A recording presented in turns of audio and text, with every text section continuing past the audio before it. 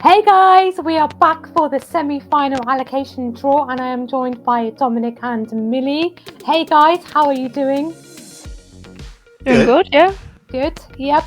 So of course, earlier today we saw the semi-final allocation draw for Eurovision 2025 and we are now able to see which countries will be performing in which semi-final and whether they will be in the first half or the second half. And we also know which semi-finals the Big Six will be voting in. So just to give you a rundown of the information, in semi-final 1, we have performing in the first half of semi-final 1, Sweden, Ukraine, Slovenia, Iceland, Estonia, Poland and Portugal, with the Netherlands, Azerbaijan, Albania, San Marino, Belgium, Cyprus, Croatia and Norway in the second half. And we also see Italy, Spain and Switzerland voting in semi-final 1. Then we move on to semi-final 2, where we have Austria, Lithuania, Armenia, Montenegro, Greece, Iceland, Australia and Latvia, followed by Czechia, Israel, Malta, Finland, Denmark, Luxembourg, Georgia and Serbia in the second half. And this semi-final, we will see France, Germany and the United Kingdom all voting. So at first glance of the semi-finals, I think it looks like quite an even split between kind of neighbouring countries like the Nordics, the Baltics, etc. Millie, what are your kind of overall first impressions of this? I would say that I think a lot of countries have gotten who they'd want in these semi-finals. Yeah. You've got Sweden, that got Norway in their semi as well. Got Iceland too. Estonia doesn't have its Finnish neighbour that usually gives them a bunch of points, but I think they'll still do well with the Nordics as well. Even if we talk about semi-final 2, Ireland have the United Kingdom as a voter. Denmark and Finland also have each other. I think there's a lot of also Latvia and Lithuania have each other as well. So I think there's a lot of there's a lot of like allegiances that can come to play with it, and I think that a lot of countries are going to be okay. But I pray for Montenegro. I really do pray for Montenegro. First half semi-final 2 with what looks like no neighbours or distant neighbours anyway. I do think they're going to have a struggle to get out of there. Yeah, but I mean, I guess when you have, for example, you have the Nordic and Scandinavian countries, when you have a lot of countries in one area, it can be quite difficult then to kind of split them up enough, and you're always going to get neighbouring countries together in the semi-final regardless of how you split it. So Dominic, what are your thoughts on this? Yeah, for sure. I mean, they have to do it somehow, so there's no perfect option. I mean, about Montenegro, at least they've got Serbia, and I mean, they have been a country once, so I mean, good for them. However, let's take into consideration that there are not many ex-Yugoslavian countries left. I mean, there's Slovenia, Montenegro, Serbia. I think that's it, isn't it? I think so. Yes. Shocking, but it's true because North Macedonia has withdrawn. Bosnia hasn't participated since 2016. Well, maybe you can put Albania in it, even though they haven't been in. But also no Romania, no Bulgaria, and also no Moldova, which is so shocking. What happened there? It's crazy. Insane. So they really this kind of area is barely even participating anymore. So just by that, they have a really big disadvantage. Oh, I missed Croatia, by the way. But still, we only got 4, right? So I think that's just by the voting pattern is a disadvantage because you've got all the Baltics, you've got all the Nordics, you've got these kind of countries still participating. So if you argue with that, they're already in a bad spot.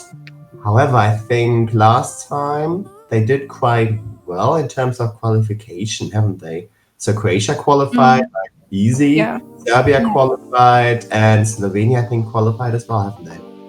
Yeah. Yes. So so that shows that you don't necessarily need neighbors, but it's always a nice boost, Also, some other connections which might be recognizable. Is that a word? I don't know. Is like Sweden and Norway, of course, and Iceland. Then Poland and Ukraine, maybe something going on there as well. Then Germany is in the same with Austria. Then Lithuania and Georgia and Ireland are with United Kingdom, and United Kingdom had to vote a lot for them, despite whatever they send, pretty much. And also Australia, maybe there's something going on, even though we always say that, but if you look at the vote, it's not necessarily the fact. And also Malta. So I mean, if it comes to that, UK votes are already like done and decided. Yeah.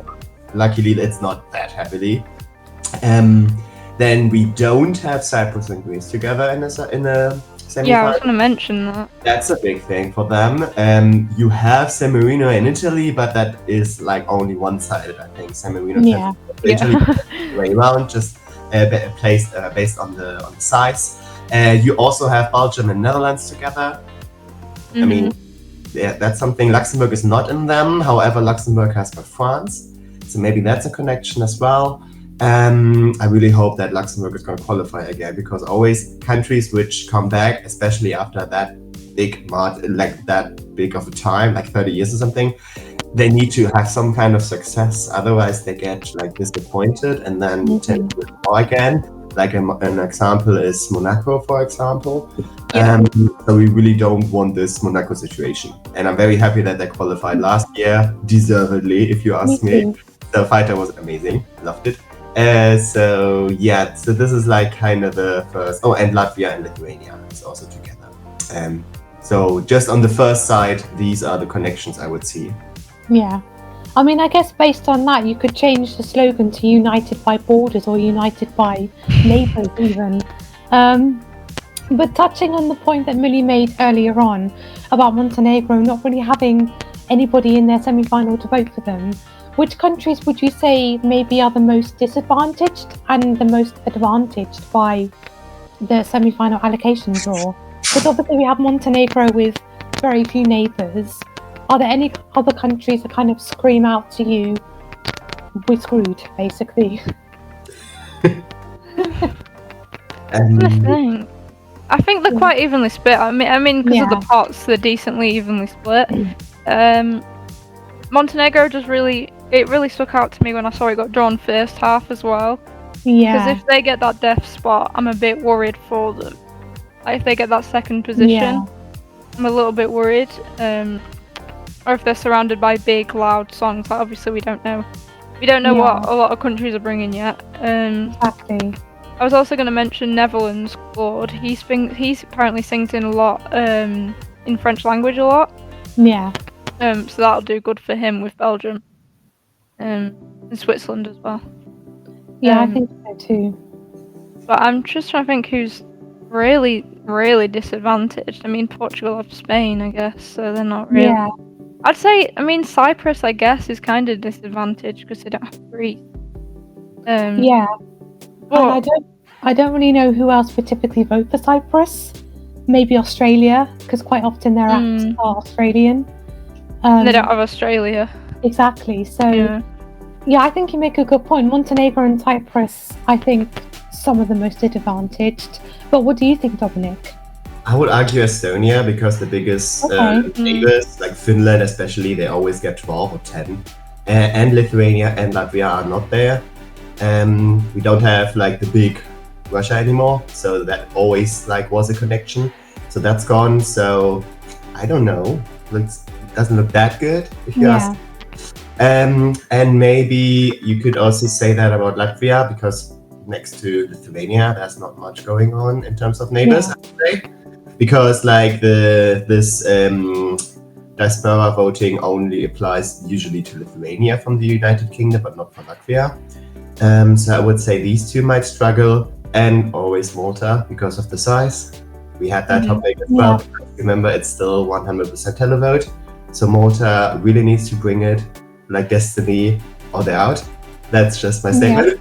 Yeah, pretty much at this point. Yeah, really, because the system is really screwing with these kind of countries, which really sucks, and I'm not a fan of that. But that's a different topic, I would say. Yeah, I think as well. Sorry to interrupt, but I'd say, Serbia don't have Croatia or Slovenia. True. Which I believe last year Croatia and Serbia at least both swapped 12 points from each other in the semis. At least I think. I'm not sure. Don't quote me on it. But I think they did have a little bit of a voting trade with that. Maybe Serbia, but they are in the second half, so it might come through for them. Most other countries might come through. Yeah.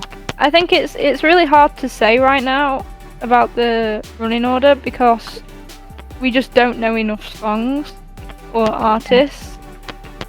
Because I can say that Montenegro, if it's squashed by a bunch of high energy songs, might get overshadowed in that first half. But then you could also say, well, what if Sweden send a really depressing, boring song and they get out? You just don't know. I mean, you can have Neighbours all you want, but Neighbours in Eurovision only takes you so far, I think. Yeah. Because I just think it'll all come out when we've got all the songs. But my emergency you might struggle are probably Cyprus and Montenegro. They're my big ones. Yeah, I think I would agree with that. But obviously in the semi-final one, we have a lot less countries participating. Do you think the running order matters as much as it would in a 26-song final, for example? I think it does a bit more now with the rule that the automatic qualifiers are performing as well. So the show is much, but it's just 3 songs. So whether I have 16 or 19 performances, I think that does make a difference. So maybe a bit, but it's always I think the biggest one was in 2008, I think, or maybe even 6 or something. I'm not 100%. Wait, 2007. 2007, yes. 28 countries in that semi-final. First time they introduced the semi-final, but it was only one big one, I think. Yeah.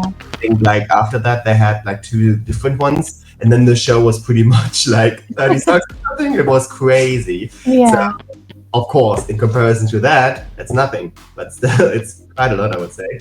So I think it still does matter, and that's the reason why, especially running order spot 2 is just not good for you if you're not having a smashing song or you're a very big Eurovision country like Sweden or Ukraine. You tend to struggle, and that's just the fact, especially because the organizers are deciding the order. It's not totally ready anymore, and then they tend to put ballots, which aren't necessarily a bad thing, but they tend to be overshadowed, especially in the early running spots. And then sometimes they even put the blenders one in, which is quite hard to remember no matter what you put in, and then they tend to struggle. So I think running order does matter for sure. Yeah, I think it does to some extent, but I think also, as you said, it comes down to the live performance, the song, the staging. And for example, in the first half of semi-final 1, you have Sweden and Ukraine, who typically tend to send very good songs and have a good qualification record. And so with a country like these, I feel like it maybe doesn't really matter where they perform. They would probably qualify anyway. But for other countries that maybe don't always do as well, running order could be very, very important to them. So I think also the country you are in Eurovision and your track record also comes into play as well, maybe a little bit. Yeah, I think regardless of where Ukraine are, whether they're in semi 1 or semi 2, they have such a large diaspora that I believe that they'll get through regardless. We've seen it. They've never not qualified in a semi-final, I'm pretty sure. Yeah. 100% qualification rate. So. Because they are sending so good songs. I really don't think it's about the maybe it's one of the only countries which I would argue they always qualify because of the song, because it's just such quality. I think no other country than Ukraine can really say that. Sometimes Sweden is 9th, and then it's maybe a bit of a neighbor push from Norway helped them. But Ukraine, I think once there was in 2012, Be My Guest was 9th, I think. Yeah. Close. But besides that, it was always obvious that they qualified. Yeah. I don't have any doubts that they're going to qualify. Yeah. again, I don't know what Sweden is sending. I've not heard anything about Melfest really, other than who's taking part. Yeah. So, but usually, if it's a normal year, they'll qualify. Yeah. But it probably won't be a normal year by the amount of like withdrawals and disqualifications we've had. Oh gosh. Don't jinx it now. Touch wood, it's a normal year from now on. But yeah, I don't know. Yeah. Running order definitely does matter, like you said, with these like mini interval acts from the big countries. I think, you know, if you've got a very strong performance from Italy that comes right before like Armenia, and Armenia has like a weaker performance, people are still going to be thinking about Italy. True. Completely wrong semi-final. I got mixed up there, but you know what I mean. Like it's still like the same thing. If it was Germany, then I'd say. But yeah, I think it'll just be a matter of the songs are going to be the most important thing. You can say, you know, people have got support, but it depends what the songs are like. Because if the song is rubbish, then maybe your own neighbours won't even want to vote for you. Maybe. I mean, we've seen that with the UK and Ireland, I'm sure. Yeah, I was going to say, yeah. So I think that probably does happen. But obviously we've had kind of speculation because we have favourites in national finals that people are predicting to go to Eurovision, and one of which is Erika Wickman from Finland, and people are kind of touting her as a semi-final closer, for example. Yeah. Like, do you have any thoughts on this? Do you think, you know, if these favourites go, that they would be an automatic closer or opener? Or do you think it's just a load of rubbish? Okay, I think you can go first. Okay. I think, again, it's fully dependent on what everyone else brings. I would see Erika Wickman as a great show closer. Me too. But I am a very big fan of her, so I am very biased. And also, but I also do think the song is like that kind of like big upbeat song, and obviously Finland didn't close last year, so technically the producers could put them to close this year. I just think it's fully dependent on what we've got. I mean, I don't see the I think that's how you pronounce it, as a show closer from, you know, what we've got so far. It's fully dependent. I could see Erika Wickman as a show closer though. I think it'd be a really good one. But I am biased. Well, it would make sense to do that because it's just a song that you can imagine being the closer. Also, if they send Ich komme, German 12 points are coming in immediately. Oh, I forgot that Germany are in that semi. Yeah, so they're all like, oh, they said something, I think, in German, so sold. Doesn't matter that it's the only German thing in that, but yeah. It would be pretty epic to see Erika. Good point, yeah. But yeah, kind of just to wrap it up though, just generally speaking, even though we don't know most of the songs, would you say it looks like a good split? Like overall it looks decent? Or would you say you can't really comment on that until you know the songs? I mean, if we end up getting a semi-final 1 that's full of ballads and a semi-final 2 that's full of bangers, then I'll change my mind. But right now, the country split seems pretty good. Like there's enough people with a little bit of support, and then there's some people, you know, I think the amount of support for people in each semi is pretty equal, I'd say. So I think it's good as it is right now. Obviously, when we see the songs, it might be a different story. But I think you know, the producers have their way of kind of working songs into the lineup to make it, you know, a bit less like 3-4 ballads in a row and then one big upbeat one. Like they'll pop things in between each other. I do think it's a good lineup in terms of countries, so definitely. Yeah, I would agree. Dominic, what do you think? I think I agree with that for sure. The thing is just that we don't have enough countries. That really bothers me. I agree. Come on. So I really think that they have to do something about it. Because I think this is like the minimal amount of countries you need. Maybe one less country, so if you have at least 15 at semi-final makes sense. Go to like 14 or even 13. It's kind of ridiculous. And at some point you need to think about changing the system into having one semi-final again. Or maybe just more qualify because we only have 26 at some point. I really don't hope so, but you know. So the direction they're heading to is really, really bad. So I hope they're gonna change something. Yeah, especially to get countries back which usually took part a lot, like Romania, Moldova for sure, North Macedonia. They also had a long participation rate, and I could continue. So I really hope that they do something about that. Yeah, drop those participation costs down a bit. Let people have a chance, because these little micro-states, these tiny countries, don't have a chance to do anything with it. The economies, cost of living's gone up. They have to prioritize certain things. But the thing is just, there are two different reasons, I would say, for participating or not participating. One is the cost, and I have the feeling some countries really want to participate, but they just can't. North Macedonia foremost, because they still are in Junior Eurovision, so there is obviously an interest in it. And I would also say countries like Bosnia, because they really want to something they really manage. But there are also other countries which I really don't see it due to political reasons. Turkey, Hungary, I really don't see it happening at all. But even, like, I would hate to say that, but I don't see any possibility at the moment to see them back. Even they could afford it for sure. Yeah. But for now, I would say we have two semi-finals to look forward to.